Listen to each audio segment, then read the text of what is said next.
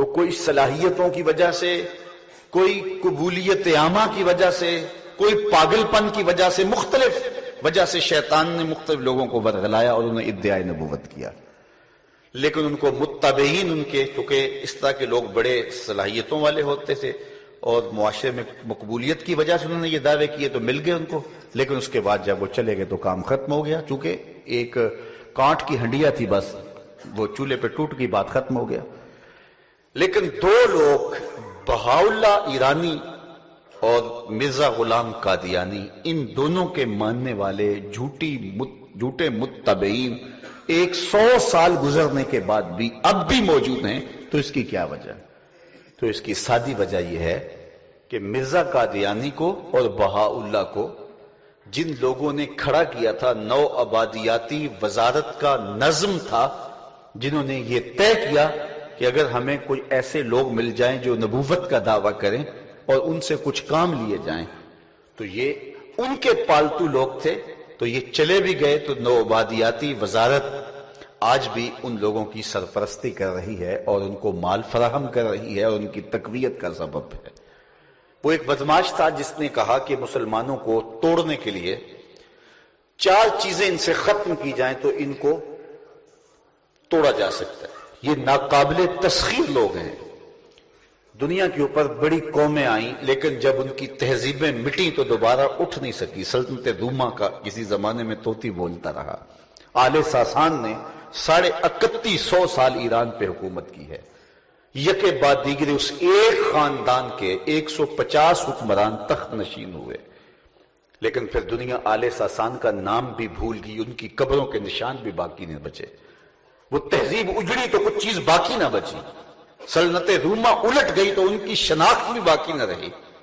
یہ کیا ہوا کہ ہم دلی میں بھی لٹے، ہم بغداد میں بھی لٹے، غرناطہ کے اندر بھی ہمیں ذبح کیا گیا. دجلہ 3 دن تک خون بن کے بہتا رہا. لیکن یہ امت پھر کھڑی ہو جاتی ہے. تو کہا وہ قوت کون سی ہے، وہ توانائی کون سی ہے کہ یہ ان کو پھر دوبارہ کھڑا کر دیتی ہے. یہ لٹے، ان کو پامال کیا، سروں کی کھوپڑیوں سے مینار تعمیر کیے گئے. منگولوں نے جو کچھ کیا وہ دردناک کہانی ہے. انسانی کھوپڑیوں کے مینار بنائے گئے اور جانیں چھپانے کے لیے، بچانے کے لیے لوگ تہہ خانوں میں چھپ گئے. دجلہ کا بند توڑا گیا اور پھر کیا ہوا، 1.25 لاکھ لاشیں ہم نے تہہ خانوں سے نکالی. اسلام کی غربت کا زمانہ ہے. دل کی حالت کیا مذکور ہو، یہ نگر ہر مرتبہ لوٹا گیا. ہمارے ساتھ کیا کچھ نہیں ہوا ہے، کون کون سی کہانیاں رقم نہیں ہوئی ہیں. اور یہ ماضی قریب کے اندر آپ نے دیکھا جو کچھ بغداد میں ہوا، جو کچھ کابل اور کندھار میں ہوا، جو کچھ یمن میں ہو رہا ہے، جو برما میں ہو رہا ہے. چنگیز خان بھی شرمندہ ہو کہ حاملہ عورتوں کے پیٹ چاک کر کے، بچے نکال کر کے ماؤں کے سامنے ذبح کیے جاتے. آج ہماری بیٹیاں غیروں کے نرغے میں ہیں. کبھی یہ وقت بھی آنا تھا. ایک بیٹی ناہید نے پکارا تھا دیبل کے ساحل پہ کھڑے ہو کے، اور پھر محمد بن قاسم اللہ کے قہر کی بجلی بن کے آیا تھا. آج کتنی بیٹیاں غیروں کے نرغے میں چیخ رہی ہیں. ہے کوئی ان کی آواز کو سننے والا؟ کوئی آنکھیں وارث شاہ نوں اج قبراں وچوں بول، اج کتاب عشق دا کوئی اگلا ورقہ پھول.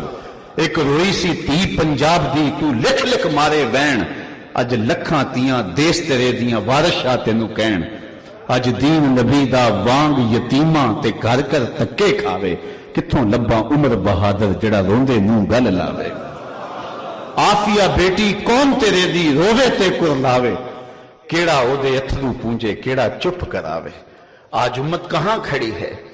تو ہمیں توڑا گیا، ہمیں ذبح کیا گیا، ہماری بوٹیاں نوچی گئیں، ہماری لاشوں پہ کتے چھوڑے گئے، ہمارے گلے کاٹ کر کے تیل بھرا گیا، اور پھر ان لاشوں کو آگ لگا کے رقص بسمل کے تماشے دیکھے گئے. کیا کیا نہیں کیا گیا. ہمارے سروں سے فٹ بال کھیلے گئے، لیکن ہم پھر اٹھے اور پھر قوم بن گئے. تو کہا یہ کون سی توانائی ہے جو ان کو پھر کھڑا کر دیتی ہے؟ تو انہوں نے ایک رپورٹ مرتب کی اور کہا 4 چیزیں ہیں جو اس امت کو مرنے نہیں دیتی. 4 چیزیں اس امت کو ناقابل تسخیر بناتی ہیں. وہ 4 چیزیں کون سی ہیں؟ کہا پہلی چیز جو اس امت کو مرنے نہیں دیتی وہ قرآن ہے. جب ان کی تھیوری زندہ ہے، ان کا فلسفہ حیات زندہ ہے، تو پھر یہ دوبارہ منتشر اجزاء پھر جمع ہو جاتے ہیں اور پھر یہ قوم بن جاتے ہیں۔ میں ماضی کی کہانی نہیں سناتا، ابھی چچینیا میں دیکھ لو، روس نے جس طرح استحصال کیا تھا، ان کے نام بھی مسلمانوں والے نہیں تھے، اور حالت یہ تھی کہ کسی کے گھر میں قرآن اگر ملتا اسے قتل کر دیا جاتا، کوئی قرآن پڑھتا دکھائی دیتا زبان کاٹ دی جاتی۔ کسی کے نام بھی مسلمانوں والے نہیں تھے، کسی کے گھر قرآن بھی نہیں تھا، مسجدوں کو تالے لگا دیے گئے، اور یہ 2 4 10 سالوں کی کہانی نہیں، ایک طویل عرصہ نئی نسل نے جب آنکھ کھولی، نہ انہوں نے اذان سنی تھی، نہ انہوں نے قرآن کی تلاوت مسجدوں میں ہوتے دیکھی تھی، نہ انہوں نے خطبہ جمعہ ہوتے دیکھا تھا، نہ انہوں نے کوئی اسلامی نام سنا تھا۔ لیکن پھر کیا ہوا؟ اسلام پھوٹا کیسے؟ آج دیکھو جا کے لگتا ہے مرکز اسلام کا یہی ہے۔ تو یہ قوت ہے اسلام کی، یہ توانائی ہے اسلام کی، یہ اسلام کا زور ہے۔ تو نہ مٹ جائے گا ایران کے مٹ جانے سے، اقبال نے کہا تھا، تو نہ مٹ جائے گا ایران کے مٹ جانے سے، نشائے میں کو غرض نہیں پیمانے سے، ہے یہاں یورش تاتار کے افسانے سے، پاسباں کعبے کو مل گئے صنم خانے سے۔ اللہ تعالیٰ اس دین کی مدد کرتا ہے۔ تو کہا وہ کون سی چیزیں ہیں جو اس امت کو جوڑے رکھتی ہیں، کھڑا کر دیتی ہیں، پھر دوبارہ اپنے پاؤں پہ کھڑا کر دیتی ہیں؟ یہ لٹی ہوئی تہذیب پھر سرگرم ہو جاتی ہے، پھر کھڑی ہو جاتی ہے اپنے پاؤں پہ۔ تو کہا ایک قرآن ہے، اگر قرآن کو ختم کر دیا جائے تو یہ ناقابل تسخیر نہیں رہیں گے، ان کو مسخر کرنا آسان ہوگا۔ دوسری بات جو اس قوم کو مرنے نہیں دیتی وہ عشق رسول ہے صلی اللہ علیہ وسلم۔ یہ بھوکے رہ لیتے ہیں، یہ پیاسے رہ لیتے ہیں، یہ عمل میں کمزور ہو جاتے ہیں، عشق میں کبھی کمزور نہیں ہوئے۔ اللہ اکبر! جب عشق کی کہانی رقم کرنی پڑے تو ترخانہ دا منڈا بھی بازی لے جانا۔ یہ سرخرو ہوتے ہیں، یہ کامیاب اور بامراد ہونے والے لوگ ہیں۔ یہ دوسری بات عشق رسول کی دولت بیدار ہے جو انہیں مرنے نہیں دیتی۔ تیسری چیز جو اس امت کو ناقابل تسخیر بناتی ہے وہ حج ہے۔ یہ اس امت کی وحدت کی علامت ہے، یہ اس امت کو ایک مرکزیت فراہم کرنے والی عبادت ہے۔ محلے کی سطح پہ 5 گانا نماز ہم روز جمع ہوتے ہیں، یہ محلے کی سطح پہ ہمارا اسلامی نظم ہے۔ علاقے کی سطح پہ جمعۃ المبارک کا اجتماع ہے، شہر کی سطح پہ عیدین کے اجتماع ہیں، اور عالمی سطح پہ حج کا اجتماع ہے۔ اگر حج ختم کر دیا جائے تو اس امت کی مرکزیت ٹوٹ جائے گی۔ چوتھی بات جو اس امت کو مرنے نہیں دیتی وہ جہاد ہے۔ لوگ تو موت سے ڈرتے ہیں لیکن ان کی مائیں جہاد کی لوری دیتی ہیں۔ جب لاشیں گئی نا وہاں امریکہ میں افغانستان سے، تو ان کی بیویاں توازن کھو بیٹھی، ان کی مائیں توازن کھو بیٹھی۔ لیکن یہ کیسے لوگ ہیں، جب بیٹے کی لاش آتی ہے تو ماں کا چہرہ کھل اٹھتا ہے کہ میرا بیٹا شہادت کا دولہا بن کے آیا۔ تو کہا یہ شہادت جو ہے وہ انہیں مرنے دی۔ تو 4 چیزیں ہیں، اگر ان سے ختم کی جائیں تو نتیجہ کیا ہوگا کہ یہ قابل تسخیر ہو جائیں گے، ان کا یہ جو ٹوٹتے نہیں ہیں، تو یہ 4 چیزیں ان کی ختم کی جائے۔ یہ سال ہا سال کی محنت کے بعد یہ رپورٹ تیار کی گئی۔ اب بہاؤاللہ کو کھڑا کیا گیا ایران سے، اس کی ڈیوٹی کیا تھی، ٹاسک کیا دیا گیا اس کو ٹاسک یہ دیا گیا کہ حج کا خاتمہ کرنا ہے، اور اس نے جگہ جگہ کعبۃ اللہ کے ماڈل بنائے اور کہا کہ اتنا لمبا سفر کاٹ کے جاتے ہو یہی گھوم لیا کرو تاکہ مرکزیت ختم ہو جائے۔ بہاؤاللہ کو وہاں کھڑا کیا، اور قادیان کے اندر مرزا قادیانی کو کھڑا کیا گیا، اور اس کو ٹاسک یہ دیا گیا کہ جہاد کے خاتمے کی بات کرنی۔ خود کہتا ہے ممانعت جہاد میں نے اتنی کتابیں لکھی ہیں اور اطراف و اکناف عالم میں پھیلائی ہیں کہ ان کو جمع کیا جائے تو 50 الماریاں بھر جائیں۔ اس نے اتنا لٹریچر لکھا اور کہا کہ یہ قلم کا زمانہ ہے، جہاد کا زمانہ نہیں ہے، لہٰذا اب جہاد کا نام چھوڑ دو، میں آ گیا ہوں اور اب قلم کا زمانہ ہے، اب جہاد کی بات نہیں ہوگی۔ اور برطانوی گورنمنٹ سے اس نے جو ہے وہ وفا کی بات کی، اس لیے کہ بر صغیر پاک و ہند میں حکومت چینی تھی انہوں نے مسلمانوں سے، اس لیے انہیں ڈر بھی مسلمانوں سے تھا۔ ہندو تو پہلے بھی غلام تھے، پہلے وہ مسلمانوں کے غلام تھے، اب وہ انگریزوں کے غلام ہو گئے۔ وہ کہتا ہے بیل چوری ہو گیا تھا، تو کسی نے بیل سے پوچھا تو چوری ہو گیا، انہوں نے کہا میں تو پٹھے کھانے پاویں تو کھاوا پاویں تو تو وہ پہلے مسلمانوں کے غلام تھے، غلام ہو کے ان کو تو کوئی مسئلہ نہیں تھا، تو ڈر تھا مسلمانوں سے۔ فروغ یاد میں خاکی سے انجم سہ میں جاتے ہیں، یہ ٹوٹا ہوا تارا مہے کامل نہ ہو جائے، تو ڈر ان سے تھا۔ تو کہا جہاد کا جذبہ ختم کیا جائے، چونکہ انہوں نے دیکھا تھا 1857 کی جنگ آزادی میں کہ پھانسی گھاٹوں کی طرح لوگ جھومتے ہوئے چلے جا رہے تھے۔ اللہ اکبر۔ تو کہا ان کا جذبہ جہاد ختم کیا جائے، تو مرزا قادیانی کو کھڑا کیا گیا۔ تو یہ کام تھا اس کا جہاد کی ممانعت کے لیے، اور اس کو سپورٹ کیا گیا۔ اور پھر تیسری بات، حضور کا عشق سینوں سے نکالا جائے، یہ ان کے لیے بڑا مشکل کام تھا۔ اب اس کے لیے کیا کیا جائے؟ اللہ اکبر۔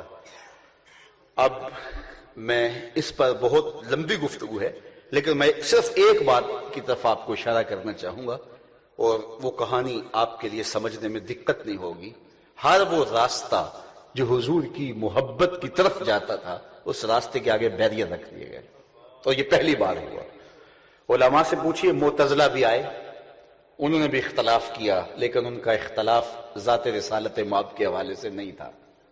خلق قرآن کا مسئلہ اٹھا، گناہ کبیرہ کا مرتکب کافر ہے یا مومن ہے، یہ مسئلہ اٹھا، حرام رزق کہلائے گا یا نہیں کہلائے گا، اس طرح کے کلامی مسائل پہ بات ہوئی۔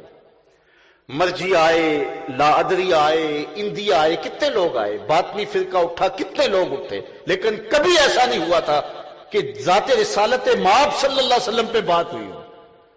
اور جب عشق رسول کی دولت سینوں سے چھیننے کی بات آئی، تو پھر یہ فیصلہ کیا کہ ہر وہ راستہ جو حضور کی طرف جاتا ہے اس کو بند کیا جائے۔ اب عقیدہ شفاعت پر اوہام پیدا کیے گئے، تاکہ یہ عقیدہ مسلمانوں کو حضور کے نیڑے کرتا ہے۔ توسل کا راستہ روکا گیا کہ آقا کا وسیلہ لے کے دعا مانگو تو کرم دوبالا ہوتا ہے، اور امت کو حضور سے محبت پیدا ہوتی ہے، یہ راستہ روک دیا جائے۔ حیات طیبہ، حضور کی مبارک زندگی، یہ امت کو حضور سے جوڑنے کا ذریعہ ہے۔ اس میں جو ہے وہ وہم پیدا کر دو اور اس عقیدے کو بدلنے کی کوشش کرو، یہ عقیدہ حضور علیہ السلام کے قریب کرتا ہے۔ استغاثہ، توسل، ندا، یہ وہ ساری چیزیں تھیں جو حضور علیہ السلام کے قریب کرتی تھی۔ اللہ اکبر۔ لیکن یہ پھر ایک منصوبہ تراشا گیا۔ وہ جو بدماش تھا، کیا نام اس کا، مسٹر ہیمفر، جو 4000 جاسوس کے ساتھ سلطنت عثمانیہ کو توڑنے کے ٹاسک پر آیا تھا، اس کی یادداشتیں اب مرتب اور اس چھپ بھی گئی ہیں، اس کے کچھ چیپٹر چھپ بھی گئے ہیں۔ وہ کہتا ہے مجھے 16-17 پوائنٹس پہ کام کرنے پر کہا گیا، اس امت کو توڑنے کی ہے، سلطنت عثمانیہ کو کمزور کرنے کے لیے۔ اور ان میں سے بہت ساری باتیں، بلکہ وہ ایک دلچسپ بات لکھتا ہے کہ جب میں عربی سیکھنے کے لیے اس زمانے کے ایک شیخ کے پاس گیا، اور میرا مقصد یہ تھا عربی سیکھ کر کے میں اثر و نفوذ حاصل کروں اور پھر کچھ لوگوں کو ورغلا سکوں گا، کہتا ہے میں گیا تو عربی سیکھنے تھا، لیکن وہ شخص اتنا میٹھا تھا اور اس کے لہجے میں اس قدر دین کا رس تھا کہ میں تو اپنا دین بدل کے مسلمان ہونے لگا۔ پھر میں نے سوچا میں تو جاسوس ہوں اور میں تو کوئی کام کرنے آیا ہوں، تو میں اپنا عقیدہ چھوڑنے لگا ہوں، اور پھر میں واپس پلٹا۔ تو کہتا ہے ہمیں جو ٹاسک دیا گیا تھا ان میں سے ایک یہ تھا کہ جعلی سادات پیدا کیے جائیں۔ یہ بھی ایک تھا، کچھ لوگوں کو کھڑا کیا جائے، ان کو سید بنا کر کے پیش کر دے۔ اس کا کیا مطلب ہوگا؟ ظاہر ہے کہ لوگوں کی عقیدت ان سے وابستہ ہوگی، اور جو جعلی ہوگا تو وہ ایسے کام کرے گا کہ ایسی بدکرداریاں اس کے سامنے آئیں گی کہ لوگ پھر ان سے بدزن ہو کے دین سے بدزن ہوں گے۔ اس علماء کے خلاف اس نے مہم کی بات کی، بہت سارے عنوان سے اس نے 16-17 پوائنٹس پہ اس میں کیا، اور سلطنت عثمانیہ کو توڑ کے مختلف حصوں بخروں کے اندر جو ہے کرنے کے لیے اس کا ایک بنیادی کردار تھا۔ اب اللہ کے محبوب علیہ الصلوۃ والسلام سے دور کرنے کے لیے عشق رسالت مآب صلی اللہ علیہ وسلم کی دولت جو ہے وہ یہ سینوں سے اچکنے کے لیے ایک سازش کی گئی۔ اللہ اکبر۔ اب مرزا قادیانی کھڑا ہوا، بہاؤاللہ کھڑا ہوا، اور ایسی تحریکوں کی نشأت ہوئی جس میں حضور علیہ الصلوۃ والسلام کے حوالے سے، حضور علیہ السلام کی محبت کے حوالے سے کمزوری لانے کی کوشش کی جائے اور آقا کریم سے لوگوں کو دور کر دیا جائے۔ اللہ اکبر۔ لیکن اللہ اپنے دین کا خود محافظ ہے۔ مرزا قادیانی اگر حضور علیہ الصلوۃ والسلام کے لائے ہوئے دین کو توڑنا چاہتا تھا، لیکن اللہ جل شانہ نے پیر مہر علی شاہ کو بھی بھیجا، اور پھر انہوں نے جس طرح مرزائیت کے تابوت میں آخری کیل ٹھونکا اور جس قوت کے ساتھ مقابلہ کیا، اللہ اکبر، اور پھر جس طرح وہ اپنے انجام بد سے جو ہے وہ دوچار ہوا، اور ادھر حضور علیہ السلام کے بابت جو عقائد تھے، جو حضور کی قربت کا ذریعہ تھے، ان عقائد کو مشق کرنے کی کوشش کی گئی اور ان کے متبادل عقائد توحید کے نام سے دینے شروع کیے، تو اللہ نے بریلی میں ایک شخص پیدا کیا جس کا نام احمد رضا ہے،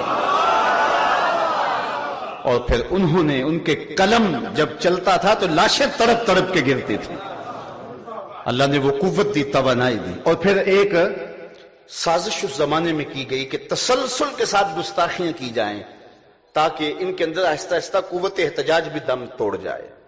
اللہ اکبر، راجپال سے شرارتیں کروائی گئی، لیکن پھر اللہ نے کام کس سے لیا؟ یہ اللہ کا انتخاب ہے، یہ اس کا انتخاب ہے، وہ جس سے چاہے کام لے لے۔ اور پھر وہ علم الدین جسے جانتا کوئی نہیں تھا، اللہ اکبر، تھوڑی دیر قبل وہ لوہار والی دکان پہ ٹھک ٹھک کر رہا تھا، پھر چند لمحے گزرے کروڑوں سینوں میں دھک دھک کر رہا تھا۔ وہ لمحے ہمیں نہیں بھولتے، وہ گھڑیاں ہمیں نہیں بھولتی جب حضرت امیر ملت جنازے میں سر جھکائے چل رہے تھے۔ وہ میڈیا کا زمانہ نہیں تھا، 6 لاکھ لوگ اس فقیر کے جنازے میں، اس زمانے میں 6 لاکھ لوگ اس فقیر کے جنازے میں تھے، امیر ملت علیہ رحمہ بھی گردن جھکائے چل رہے تھے۔ پھر آپ نے ایک تاریخی جملہ کہا جو تاریخ کے ریکارڈ پہ ہے، آپ نے کہا لوگوں، میں نے بڑے بڑے بادشاہوں کی کہانیاں پڑھی ہیں، میرے دل میں کبھی امنگ نہیں جاگی کہ فلاں بادشاہ میں ہوتا، فقیر خود شہنشاہ ہوتا ہے۔ کہا میں بڑے بڑے پہلوانوں کے قصے پڑھے ہیں، اس زمانے میں پہلوانی کا بھی شوق لوگوں کو تھا، لیکن میرے دل میں کبھی یہ امنگ بھی نہیں جاگی کہ فلاں پہلوان میں ہوتا۔ پھر فرمانے لگے ہاں ہاں، میں نے بڑے بڑے ولیوں کے قصے پڑھے ہیں، میرے دل میں یہ تمنا بھی پیدا نہیں ہوئی کہ فلاں ولی میں ہوتا، لیکن پتہ نہیں آج میرے دل میں کیوں رہ رہ کے خیال آ رہا ہے کہ آج اس چارپائی پہ میں ہوتا۔ یہ عزت ہے، ہفت اقلیم کے شہنشاہ کو وہ عزت نہیں ملی جو اس فقیر کو نصیب ہوئی۔ جب کفن کی تلیاں کھولنے لگے، یا جب غازی صاحب رحمت اللہ تعالی علیہ کو قبر میں اتارا نا، تو اتارنے والے لوگوں میں سر محمد شفیع صاحب تھے، محمد حسین مالوڈا صاحب تھے، اور علامہ اقبال خود تھے لحد میں اتار رہے۔ تو کفن کی تنیاں کھولی تو اقبال نے ایک تاریخی جملہ کہا، آنکھیں چھم چھم آنسو برس رہے تھے، اور کہا غازی تیری وصیت کو ہم نے پورا کر دیا۔ غازی کی وصیت یہ تھی کہ مجھے میانی صاحب میں دفن کیا جائے، نقص امن کا بہانہ بنا کے میاں والی دفن کر دیا گیا۔ پھر باقاعدہ ایک تحریک چلی کہ ہم وہاں سے ان کو لاہور لے کے آئیں گے، اور پھر 1 مہینہ تک مسلسل تحریک زور پہ چلتی رہی اور حکومت نے گھٹنے ٹیک دیے، اور پھر وہاں سے ان کی قبر کشائی ہوئی۔ تاریخ کہتی ہے جب میاں والی میں غازی کی قبر کھلی نا، پورا میاں والی خوشبوؤں سے مہکنے لگا، اور پھر وہاں سے غازی صاحب کو بذریعہ ریل اس زمانے میں لایا گیا، اور وہ وصیت تھی وہ پوری ہوگی۔ جب قبر میں اتارنے لگے تو علامہ اقبال نے کہا غازی جو تیری وصیت تھی وہ ہم نے پوری کر دی، اب ایک کام تو نے بھی کرنا ہے۔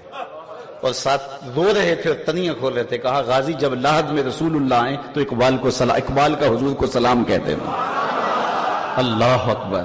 اور پھر جب مٹی ڈال کر کے کہتے ہیں اقبال ہاتھ ملتے جا رہے تھے اور ساتھ کہہ رہے لوگ کو اسی گلیں ہی کرتے رہ گئے تو ترکھانا دا منڈا بازی لے گئے، اللہ اکبر۔ تو یہ اللہ اپنے دین کا خود محافظ ہے، خود محافظ ہے اپنے دین کا۔ اچھا، جو دشمن ہوتا ہے وہ پلان اے کے بعد پلان بی بھی رکھتا ہے، اگر ایک پلان ناکام ہو جائے تو پھر دوسرا۔ جہاد کے خاتمے کے لیے کھڑا کیا گیا تھا مرزا کو، اب وہ کامیاب نہیں ہو سکا، چند لوگ متاثر ہوئے، اگر لاکھوں بھی ہیں تو کروڑوں میں لاکھوں چند ہی ہیں، اور بہاؤلہ کی سازش بھی ناکام ہو گئی، وہاں ایران کے اندر دھری کی دھری رہ گئی، اسی طرح باقی سازشیں ساری ناکام ہو گئی۔ تو پلان بھی کیا ہے؟ پلان بھی یہ تھا کہ جہاد ختم مرزا کے ذریعے سے تو نہیں ہو سکا اور یہ ختم ہو بھی نہیں سکتا، اب اس کو بدنام کر دیا جائے۔ اب جہاد کو بدنام کرنے کے لیے داعش جیسی تنظیمیں کھڑی کی گئی۔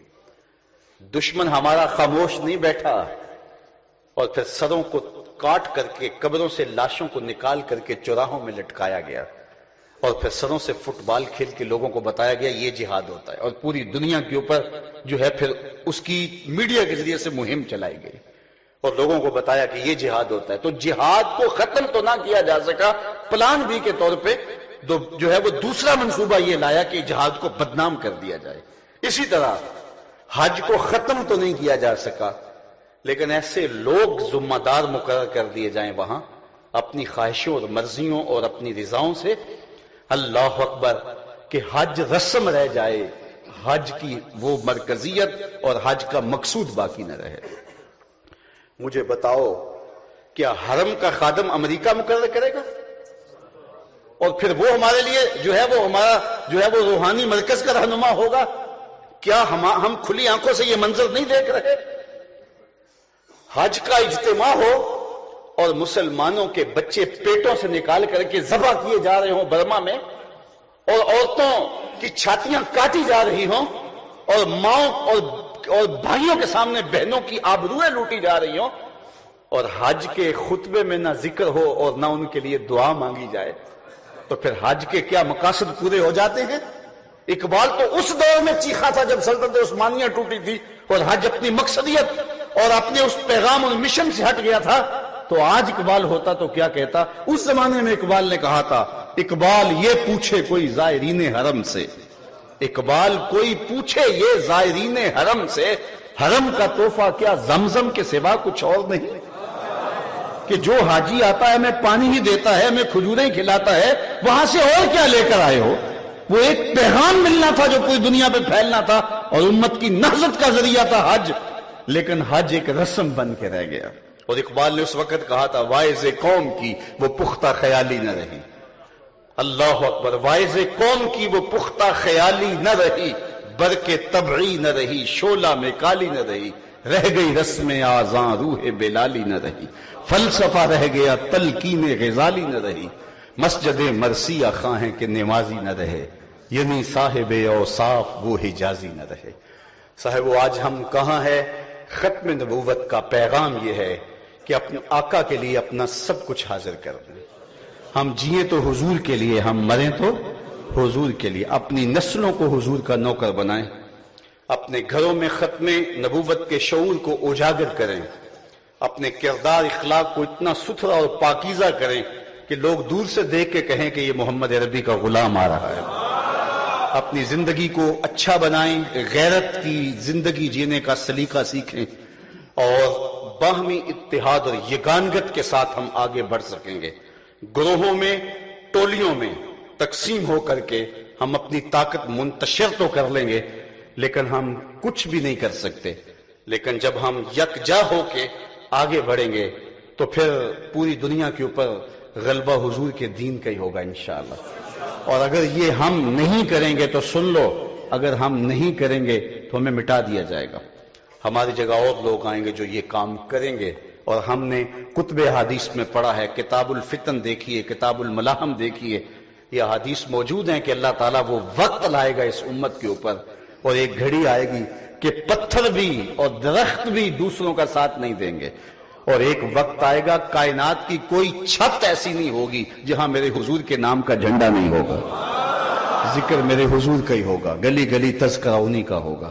اس لیے ہمیں اپنے حصے کا کام کرنا ہے، جو ہماری ذمہ داری ہے اس کو ہم نے نبھانا ہے، آگے بڑھنا ہے اور بڑھتے ہی چلے جانا ہے۔ تو رہ نہ ورد شوق ہے منزل نہ کر قبول، لیلا بھی ہم نشیں ہو تو محمل نہ کر قبول۔ یہ مغرب نے اس وقت ہمیں 5 مطالبے دیے ہیں اور کہا کہ یہ 5 کام تم کرنے ہیں، اور ہم وہ اپنی آمادگی کا اظہار بھی کر چکے ہیں۔ ان میں سے 295 کا خاتمہ بھی ہے اور باقی 4 مطالبے ہیں۔ اس میں پاکستان کی فوج بھی بڑی دکھتی ہے کہ پاکستان کی فوج کے انسانی حقوق کی پامالی پر بھی رپورٹ تیار کی جائے، وہ بھی ہمیں دی جائے۔ 5 اس وقت مطالبے پیش کیے گئے ہیں۔ ختم نبوت کا معاملہ ابھی پڑا ہوا ہے، اور یہ کتنے چالاک لوگ ہیں، نالے چور نالے چاتر، کہتے ہیں یہ لوگ یہاں کیا لینے بیٹھے ہوئے ہیں، اور میاں ڈاکے تم ڈالو، تمہیں کوئی پوچھے بھی نہ، مذاکرات کی میز بچھاؤ اور بات کرو، اور تمہیں بات کرنا پڑے گی۔ یہ حضور کے غلاموں کا ملک ہے، یہ حضور کے دین کے متوالوں کا ملک ہے، یہ وقت آنے والا ہے۔ تو یہ 5 مطالبے اس وقت وہ مغرب کی جانب سے ہمارے نام کیے جا رہے ہیں، تو ہمیں پوری قوت کے ساتھ شعور سے جینے کا سلیقہ سیکھنا ہوگا۔ میں آپ کی آمین کے ساتھ یہ دعا بھی مانگنا چاہتا ہوں کہ اللہ امت کو وحدت کا نور عطا کرے، اور ایسے حالات پیدا ہو جائیں اور اس طرح کے اسباب میسر آ جائیں کہ جتنی بھی دینی قوتیں ہیں وہ ایک پلیٹ فارم پہ آ جائیں. چونکہ یہ حضور کے نام کا مسئلہ ہے اور یہاں اگر سارے لوگ ایک پیج پہ ہوں گے تو پھر اس کے نتائج ہمارے سامنے ہوں گے. اللہ اس امت کو کھویا ہوا وقار دے دے. اقبال کے سارے کلام کا رس نچوڑو تو جوس یہ نکلتا ہے کہ محمد سے وفا تو نے تو ہم تیرے ہیں. یہ جہاں چیز ہے کیا لوح و قلم. اقبال کہتا ہے حضور سے وفا کرو پھر قلم بھی تمہیں دے دیں گے, تختی بھی تمہیں دے دیں گے. پھر تمہاری تقدیر کے فیصلے واشنگٹن میں نہیں ہوں گے بلکہ خدا بندے سے خود پوچھے گا بتا تیری رضا کیا. لیکن شرط کیا ہے؟ وفا حضور سے کرو. تو جینا ہے تو حضور کے لیے, مرنا ہے تو حضور کے لیے. ایک تو تے ہیں میریاں آساں دا سہارا, 10 کنوں کراں جے تینوں نہ کراں یاد. تو میری تو زندگی کا, آپ کی تو زندگی کا نام, ہماری تو ماں نے لوریاں ہی حضور کے نام کی دی. علامہ اقبال کہا کرتے تھے نام تو از پدر آموختم, حضور آپ کا نام میں نے اپنے باپ سے سیکھا تھا. ہماری ماں نے حضور کے نام کی لوریاں دی ہوئی ہیں. اس لیے آج نہیں تو کل انشاءاللہ اس ملک کا مقدر ہے کہ اس ملک میں نظام مصطفیٰ کا طلوع ہوگا اور حضور کا نظام اس ملک کے اندر نافذ ہوگا. آپ کے سینوں میں جذبات امڑ رہے تھے اور لبوں پہ نعرے مچلنا چاہ رہے تھے, لیکن میرا ایک اپنا مزاج ہے. اس کا یہ مطلب نہیں کہ میں نعروں کا مخالف ہوں. نعروں کے تسلسل سے میری تقریر کا تسلسل ٹوٹ جاتا ہے, لیکن آپ کا اپنا ایک ذوق تھا. چلو میرے ساتھ اب ایک نعرہ لگا لیجئے گا اور میں آپ خود نعرہ لگاؤں گا, لیکن نعرہ تڑپتی بجلیوں کے ماحول میں لگے. نعرہ لگے تو پتہ چلے یہ نعرہ ہے, اور پورے بانکپن کے ساتھ, پورے جذبوں کی جوانی کے ساتھ نعرہ لگے. اور ویسے بھی علماء نے کہا جب اللہ اکبر کہا جائے تو اس کو پر کر کے پڑھنا چاہیے. اللہ اکبر نہیں کہنا, اللہ اکبر. اس کے اندر روب ہے تو پورے بانکپن کے ساتھ یہ حال گونج اٹھے اور یہ نعرہ ایک پیغام بھی ہو اور یہ نعرہ جذبوں کا اظہار بھی ہو اور محبتوں کا سلیقہ بھی ہو, حضور کی چوکھٹ پہ سلامی بھی ہو. نعرہ تکبیر, نعرہ رسالت, نعرہ رسالت. تاجدار ختم نبوت, تاجدار ختم نبوت. پاکستان, پاکستان, پاک فوج. لبیک یا رسول اللہ, کی محمد سے وفا تو نے تو ہم تیرے ہیں. یہ جہاں چیز ہے کیا لوح و قلم تیرے ہیں. وآخر دعوانا ان الحمدللہ رب العالمین. الحمدللہ رب العالمین والصلاة والسلام علی